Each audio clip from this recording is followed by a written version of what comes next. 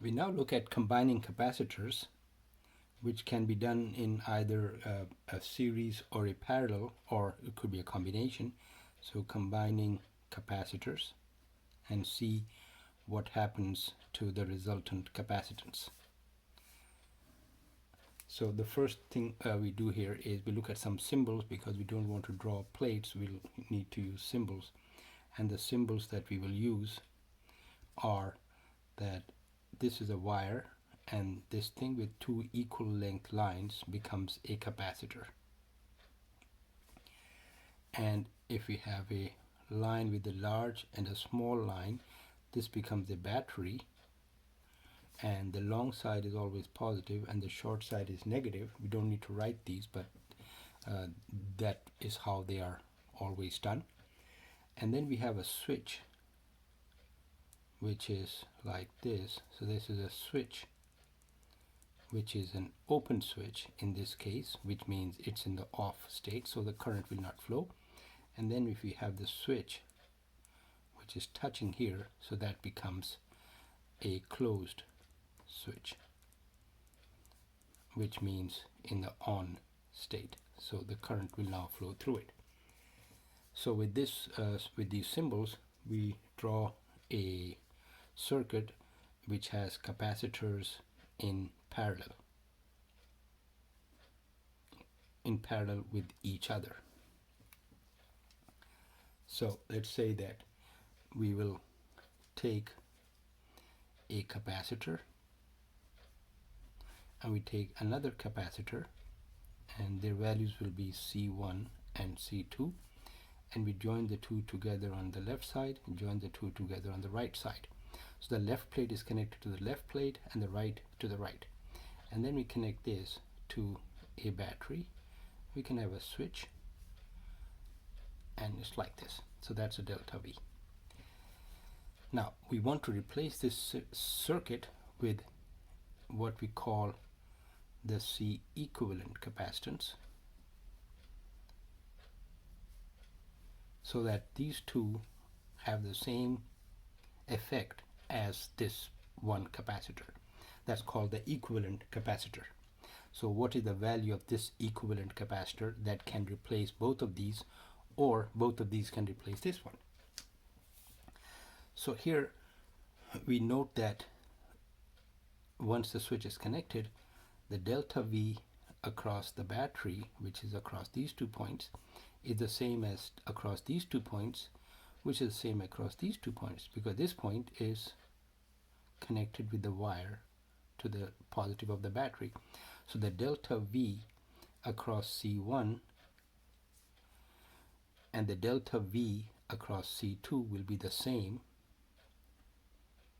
because this point and this point are the same point, and this point and this point are the same point, because they're connected with a wire. And so whatever is the potential difference here must be the same as over here, and both of these points are connected here. So that is equal to the delta V of the battery. Now we look at the charge. So the charge on C1 is going to be Q1, the charge on C2 is going to be Q2. And would they be the same? What we see is that because the two plates are connected like here, so it's like the two are joined together. The two left plates are joined together, and they can form a bigger plate. So the capacitance would really be bigger when they are combined. So Q1 would not be the same as Q2, and we find that Q1 and Q2, when you add the two charges here, they should be the same as a Q equivalent over here. That charge on the equivalent capacitor will be the same as the sum of these two charges. Now using the equation Q equals C delta V, we can write Q1 as C1 delta V1 and Q2 as C2 delta V2, and this as C equivalent, which is this one, delta V, which is that of the battery. Now because delta V1, delta V2 and delta Q are all equal, we can extract these out, factor them out. So we get C1 plus C2 and delta V of C1 or C2, they're all the same, equals C equivalent delta V, and these two will cancel. And therefore our C equivalent is equal to C1 plus C2, and if there were more of these in parallel, well, we could have simply added them up.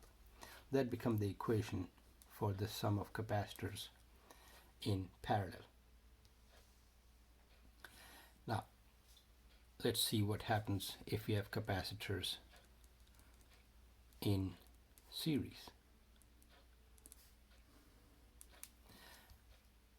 So here we will have a circuit in which we have one capacitor and it's connected to a second capacitor in series, and we'll see how to actually differentiate between parallel and series, because sometimes people confuse these. And then these are connected to a battery. You may have a switch, and we would like this is C1, this is C2, and we would like this to be the same as a C equivalent.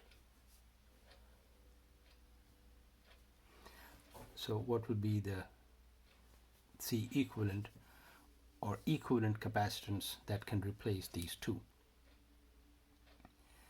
Now to say that these are in series, we must have we don't have current flowing through here, but if you could have a current flowing through here, all of that would have to enter C2. There must not be any line or any other connection between these two. If there's any other connection between these two, a wire goes out and there's something else here, these are no longer in series. For the parallel, the left side must be connected to the left side and the right side must be connected to the right side. And here the right side must be connected directly to the left side of the other one. So the right of C1 must be connected to the left of C2, and without any other connection. Now in this case, we see that this is the delta V of the battery, and there will be a potential drop across C1, which will be delta V1, and then there will be a potential drop across C2, which will be delta V2, and delta V1 plus delta V2, the sum of the drops here and here should be equal to the sum of the drops across the battery. Now what about the charge? Well, once we connect the switch, the electrons are going to flow here, they're going to start collecting here, the negative charge collecting here will push the electrons from here, so this will become negative, this will become positive, the electron will come here, start collecting here, this will become negative, it will push the electrons from here, this becomes positive. So whatever is the quantity of charge on this side will be exactly the same as here, and whatever the charge here, that has shifted over to here. So the number of electrons on this plate, the excess number of electrons on this plate will be equal to the excess number of electrons on this plate. And so the minus Q here will be equal to the plus Q here, will be equal to the minus Q here, equal to the plus Q here, which means that Q1 is equal to Q2. So they're both going to be equal, and that will be equal also to the Q on the equivalent capacitor. And now we can replace the delta V with a Q over C. So from this equation we'll have a Q1 over C1, and this is Q2 over C2, and that equals Q equivalent over C equivalent.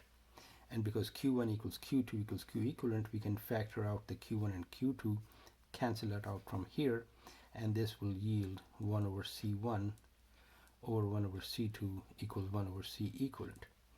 And therefore our equation is that C equivalent is equal to, or rather 1 over C equivalent is equal to 1 over C1 plus 1 over C2 plus any other capacitors that may be present in series.